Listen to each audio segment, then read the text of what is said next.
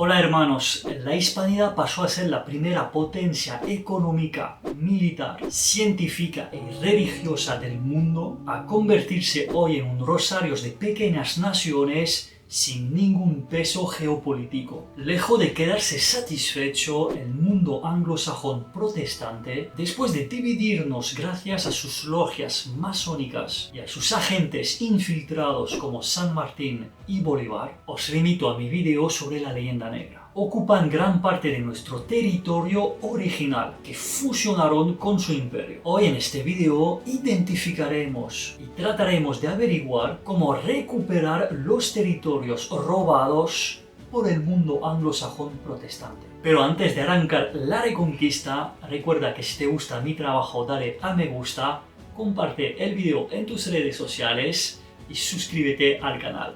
Gracias por tu apoyo. El primero de estos territorios es Gibraltar. Es un territorio situado al sur de España. Da nombre al estrecho de Gibraltar, que es la llave del Mediterráneo. Gibraltar es ocupado ilegalmente por Reino Unido. Es la última colonia de Europa. Y no lo digo yo, sino las Naciones Unidas. La ocupación del Peñón por parte de los británicos se remonta a la Guerra de Sucesión Española de 1701. En 1704, una flota británica ataca Gibraltar, no en el nombre de Inglaterra, sino en el nombre del archiduque Carlos de Austria, pretendiente al trono de España. Los 470 españoles que defendían el Peñón lucharon y resistieron con honor frente a 30.000 británicos. Los ingleses, desesperados por la valentía de los españoles, secuestraron a niños y mujeres. Para salvar la vida de estos rehenes inocentes, Diego de Salinas, como hombre de honor,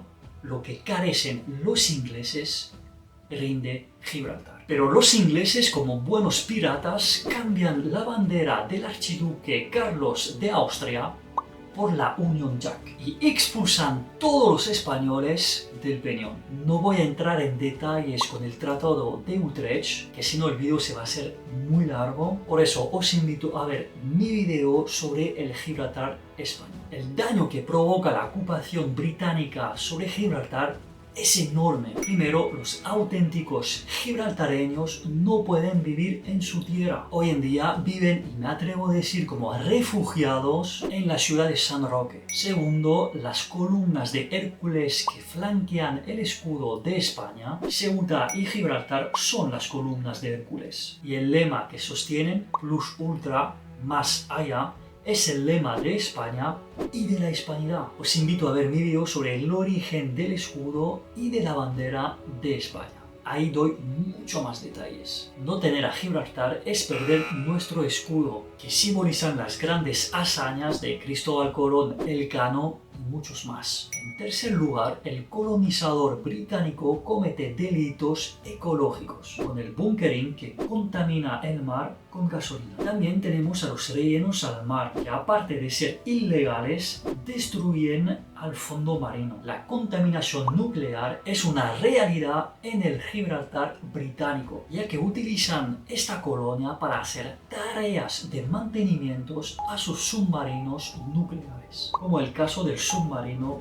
Tyrrells. El cuarto daño es el económico. El Gibraltar británico es un paraíso fiscal. Reina ahí el blanqueo de dinero del contrabando de tabaco, es una lavadora del dinero del narcotráfico, de la trata de blanca y de la inmigración ilegal. Por ese motivo nunca se ve una patera llegar a Gibraltar. Ahora bien, ¿cómo podemos recuperar Gibraltar? El derecho internacional da la razón a España. Gibraltar es ocupado ilegalmente por Reino Unido y pertenece legítimamente a España. Desgraciadamente, el derecho internacional no existe. Solo existe la ley del más fuerte y Reino Unido es una potencia atómica y España No. Entonces nos queda la guerra mediática. Debemos recordar en competiciones deportivas, en redes sociales, que Gibraltar es español. Cerrar la verja, que nada ni nadie puede entrar y salir del peñón. Gracias a la presión popular de los españoles y de todos los hispanos, y de una real voluntad política, Gibraltar volverá a ser un territorio hispano. ¡Viva el Gibraltar español! Cruzamos el charco hasta llegar a las Islas Malvinas, situadas al sureste de Argentina en el Océano Atlántico. Son ocupadas ilegalmente por Reino Unido. Al igual que Gibraltar, no lo digo yo, sino lo dice las Naciones Unidas. Las Malvinas fueron descubiertas por la expedición de Magallanes y Elcano, que dio la primera vuelta al mundo en 1520. Luego, en 1540, Alonso de Camargo tomó posesión de las islas en nombre de Dios y de España. En 1764, Francia funda una colonia en el archipiélago. Un año más tarde fue el turno de Inglaterra. España protestó y tras la firma de un acuerdo entre franceses y españoles, España volvió a tener la soberanía sobre las Malvinas. En 1774, Reino Unido abandona todas pretensiones sobre las islas. En 1790, en la Convención de Nootka, España y Reino Unido acuerdan que los ingleses abandonan cualquier ambición colonial en Sudamérica. Por consecuencia, las Malvinas formaron parte oficialmente de la corona española desde 1774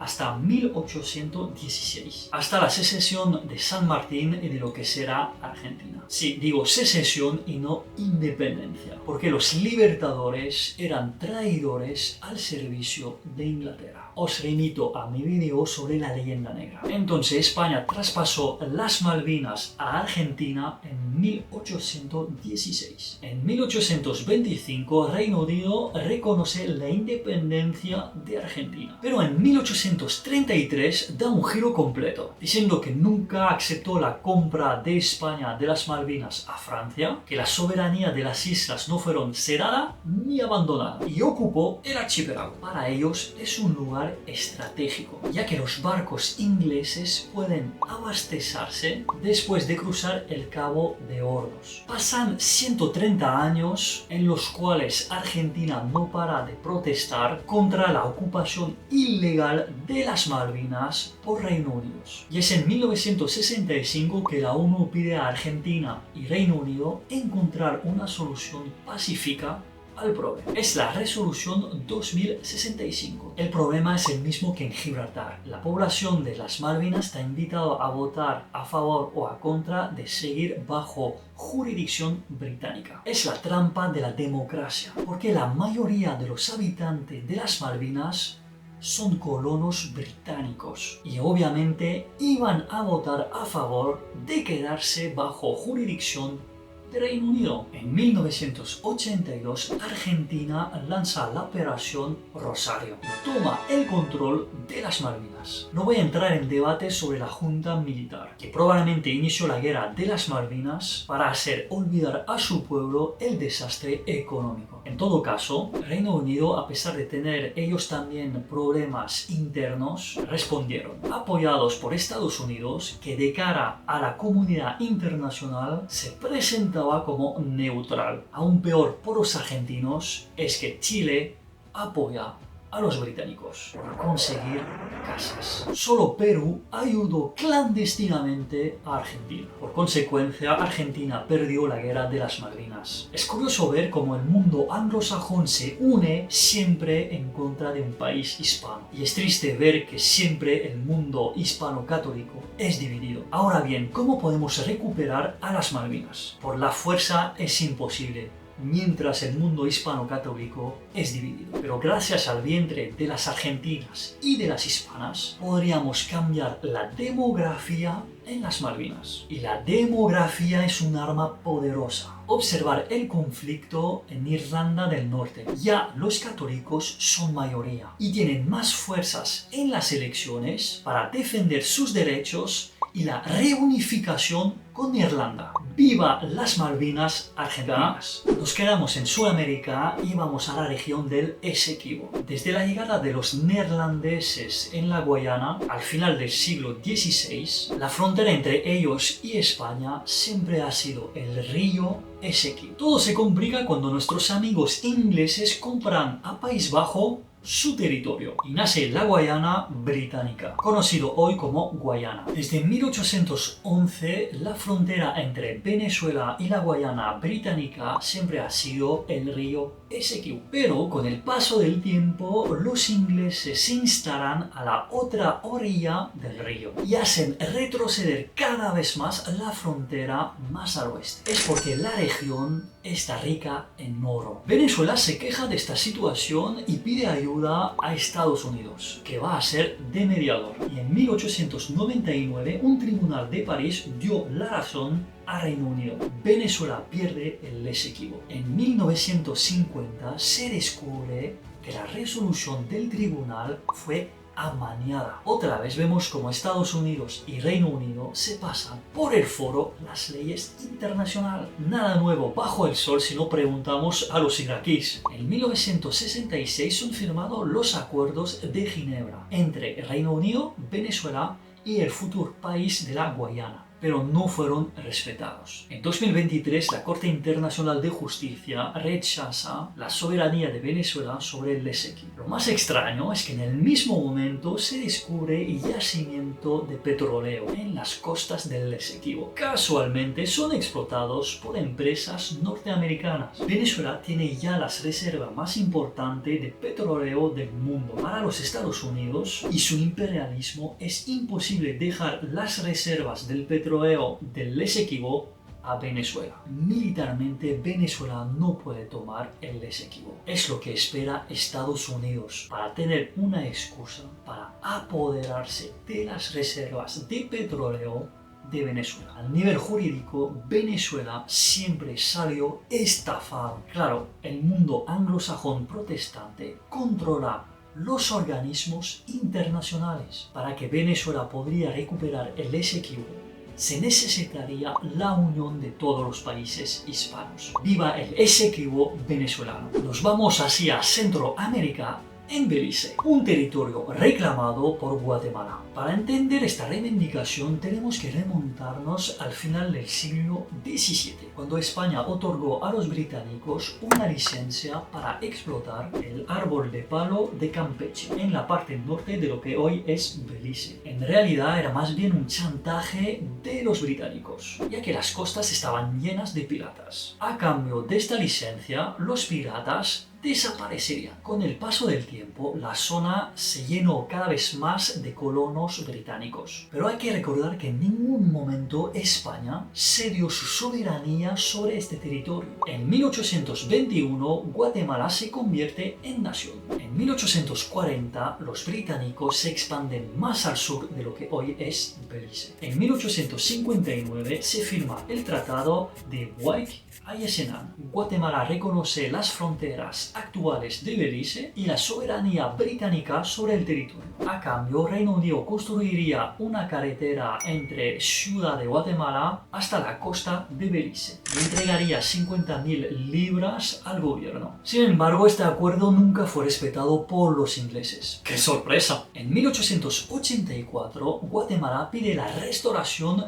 del territorio, pero su reclamación no tiene ningún efecto. En 1981, Belice se independencia de Reino Unido y el nuevo país basa sus fronteras sobre el acuerdo anterior. En 2020, Guatemala pide a la Corte Internacional que le sea otorgado la mitad sur de Belice. La verdad es que históricamente Guatemala podría pedir la totalidad del territorio beliceño, pero como visto anteriormente, no se puede esperar una respuesta favorable a un país hispano por parte de las instituciones internacionales controladas por el mundo anglosajón. La única vía por Guatemala es la demografía. En Belice se habla cada vez más español. Los hispanos son cada vez más numerosos y llegará el momento en el que seremos mayoría y podremos pedir la reunificación de Belice y de Guatemala. ¡Viva el Belice guatemalteco! Ahora nos dirigimos a la más grande de las Antillas, Cuba, más precisamente en la bahía de Guantánamo, en la que se encuentra una base militar estadounidense. Desde 1840, Estados Unidos quería apropiarse de Cuba por sus recursos y por su situación geográfica estratégica. Desde ella se puede controlar militarmente todo el Caribe, ofreciendo a España más de 100 millones de dólares en 1848 para comprar la isla. España rechazó esa oferta. Luego los Estados Unidos, para hacerse con la isla, introducieron el virus de la independencia y del odio hacia España. Lo mismo que han hecho los ingleses en el resto del continente unos años antes. En 1898 el USS Maine se hunde tras una explosión en el puerto de La Habana. Se convirtió en la excusa perfecta para invadir Cuba, lo que inició la guerra hispano-estadounidense, que duró solamente 3 meses, en lo cual España perdió a Cuba,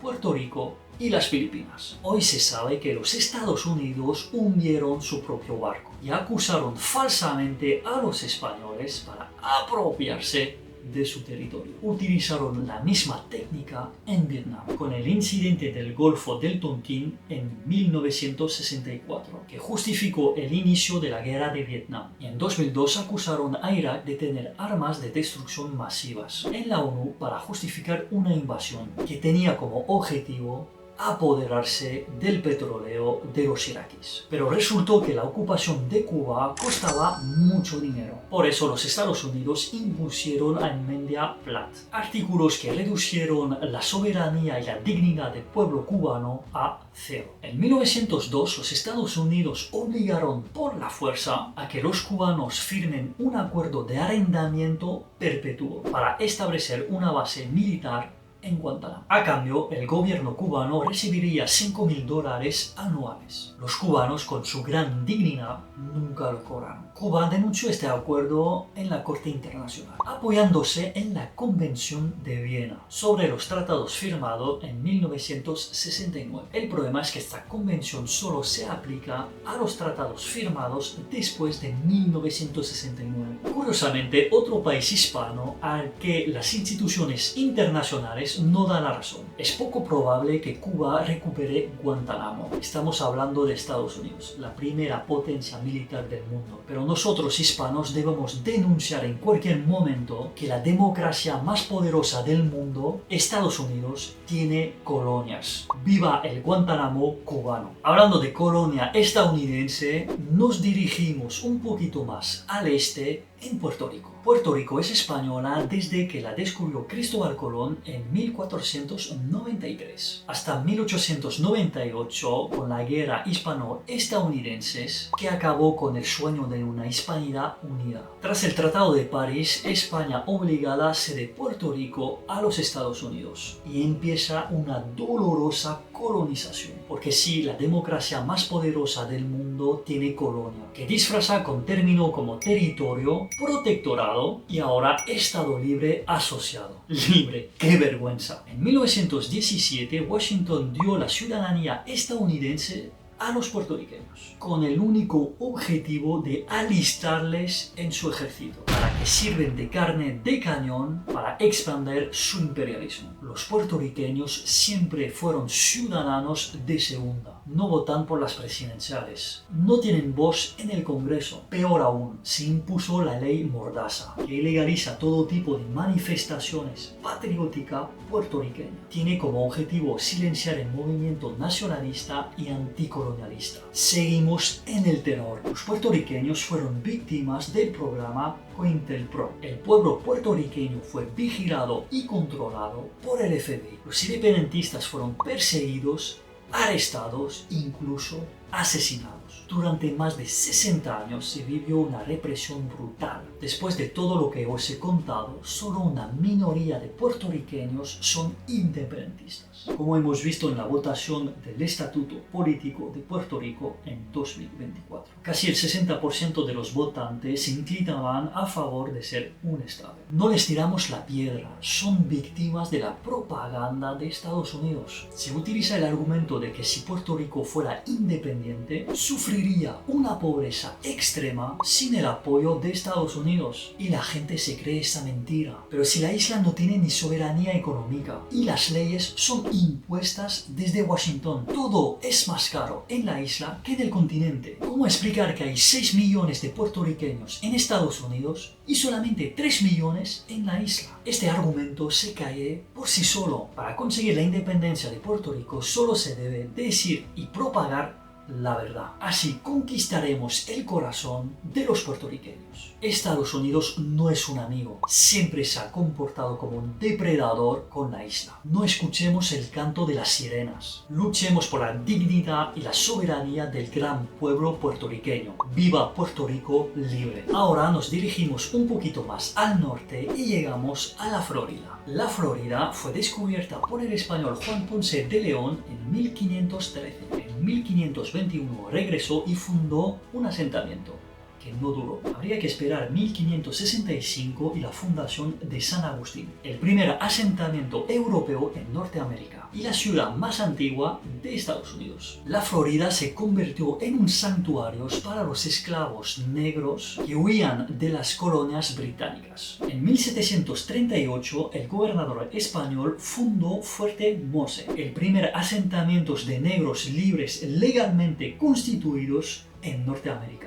La Florida fue española desde 1521 a 1821, hasta la invasión de Estados Unidos y su conquista. Los negros volvieron a ser esclavizados y los indios, notamente los seminolas, fueron masacrados. Los pocos supervivientes fueron deportados en reservas. Es el Sendero de Lágrimas, un traslado forzoso que costó la vida de otros muchos indios. La derrota de España se convirtió en un infierno para los negros y para los indios. Hoy, gracias a la inmigración cubana y hispana, los hispanos representan más del 23% de la población y el español en cada vez más territorio es idioma oficial. Si un día queremos ver una Florida hispana independiente, tenemos que seguir creciendo demográficamente y que las nuevas generaciones no pierdan su identidad hispana. ¡Viva la Florida hispana libre! Seguimos en Norteamérica, pero nos dirigimos más al oeste, en lo que hoy son los territorios entre California y Texas. Al principio del siglo XIX, el virreinato de Nueva España es el territorio más rico y poderoso de América. Pero tras la independencia de México en 1821, todo se va a pique. Pocos años después, llegan en masa colonos estadounidenses en la provincia de Texas. Esta inmigración está alentada por el gobierno mexicano. A cambio de que los colonos pudieran cultivar la tierra, deben convertirse al catolicismo, aprender el español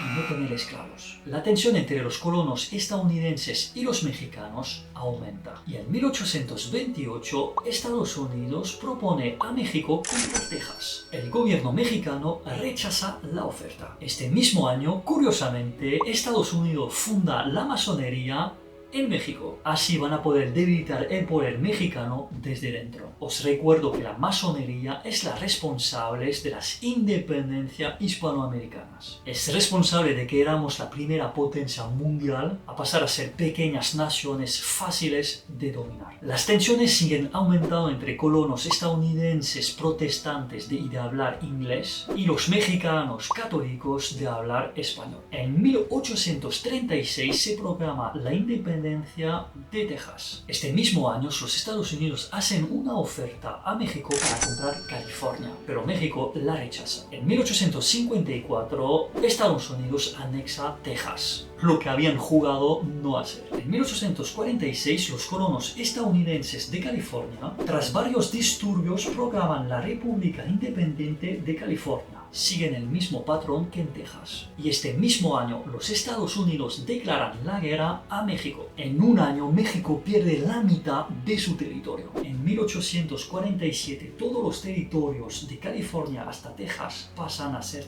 estadounidenses. Por consecuencia, los indios están expulsados de su tierra. Podemos imaginar cuál habría sido el poderío económico de México si hubiera conservado a California y su oro y a Texas y su petróleo. Seguramente habría sido la mayor potencia económica y militar del mundo. Irónicamente, la historia da una vuelta de tuerca. Los mismos territorios colonizados por estadounidenses protestantes son hoy, gracias a la inmigración mexicana e hispana, rehispanizados y recatolizados. El español es ya idioma oficial en Nuevo México y se impondrá en los demás estados. Si conseguimos que las nuevas generaciones viven su fe católica, su cultura mexicana hispana y si hablan español, sin lugar a duda México volverá a recuperar su territorio perdido. ¡Viva México! Seguimos aún más al norte y llegamos al territorio de Nootka. En 1774 los españoles emprendieron la primera expedición a esta tierra desconocida. En 1788 los españoles llegan hasta Alaska, donde se encuentran con los rusos. En 1789 se funda el primer pueblo europeo en la región,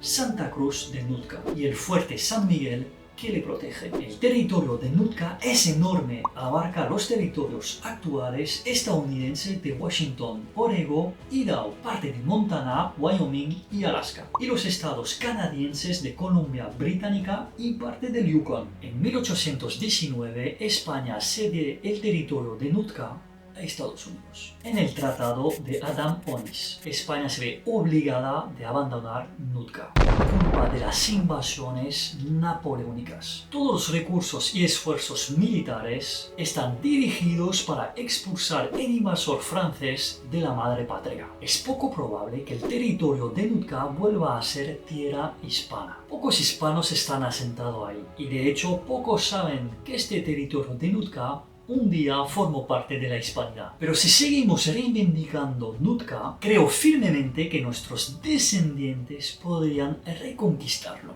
¡Viva el Nootka hispano libre! De Nootka cruzamos el Océano Pacífico y llegamos a Guam. En 1521, la expedición de Magallanes y Elcano, que dio la primera vuelta al mundo, descubrió Guam y las Islas Marianas. En 1565, López de Gaspé tomó Guam y las Islas Marianas en el nombre de Dios y del rey de España. En 1898, tras la derrota frente a Estados Unidos, España cede la isla y pone fin a más de 300 años de hispanidad. Hoy en día en la isla pocos habitantes se sienten hispanos y hablan español, pero existe un resurgir de la historia y de su pasado. Un día Guam y las Islas Marianas podrían unirse a Filipinas, ya que en el pasado ambos formaban parte de la Capitanía General de Filipinas. ¡Viva Guam hispana! A lo largo de la historia muchos más territorios fueron hispanos, pero para que el vídeo no sea demasiado largo os enseño un mapa. La monarquía hispánica era un territorio inmenso, se le conocía como el imperio en el que nunca se pone el sol. Los países hispanos actuales son el fruto de la voluntad de Inglaterra y de Estados Unidos